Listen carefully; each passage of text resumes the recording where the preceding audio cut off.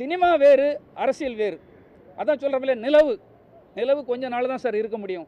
ஆனால் சூரியன் என்றும் இருக்கும். சூரியனுடைய இது அது வந்து அதனுடைய பிரகாசம் மக்களுடைய உடம்புக்கு ரொம்ப நல்லது. அதனால தான் நான் சூரியன் பக்கம் வந்திருக்கேன். அங்கே எப்படி இருந்தாலும் நிலவு அமாவாசை ஆகும் ஒரு நாள். காலப்போக்கில் உங்களுக்கு தெரியும், நிறைய ஒரு புதுசாக உள்ள வராங்க. அந்த புதிதாக வருபவர்கள் முன்னிலையில் எங்களை மாதிரி அவங்க அப்பாவே உள்ள ஏற்றுக்க முடியல. அப்போ எங்களை மாதிரி ஒரு மனசு ஒத்தவர்கள் அங்கு பயணம் பண்ண முடியாத ஒரு சூழல் ஏற்படுகிறது. ருசியானந்து, ஆதவ் எல்லாரையும் எடுத்துக்கிடுங்க. இப்போ என்ன இருக்குது, பயம் என்ன வேண்டியிருக்கு சார்? உண்மை தானே? நீங்கள் கடைசியில் சேர்ந்த நாஞ்சில் சம்பத்து முதல் எல்லாரும் பெரிய தியாகிகள் கிடையாது. அப்பா பையனுக்கு உள்ள ரிலேஷன்ஷிப்பு ஆரம்பத்தில் இருந்த மாதிரி இல்லை சார். அதான் அப்பாவே பிரிக்கிறாங்கன்னா அப்போ நம்ம மேலாம் எப்போ மாத்திரம் சொல்லுங்கள் பார்ப்போம். கூட்டம் வரதெல்லாம் கண்டிப்பாக ஓட்டாக மாறாதுங்க. கூட்டம் வந்து ஒரு 2 நாளைக்கு முன்னால் சினேகா ஒரு ஃபங்க்ஷனுக்கு போயிருக்காங்க டி நகர் பக்கம். அவ்வளவு டிராஃபிக் ஜாம், மொத்தமாக ஜாம் ஆகி நிற்குது.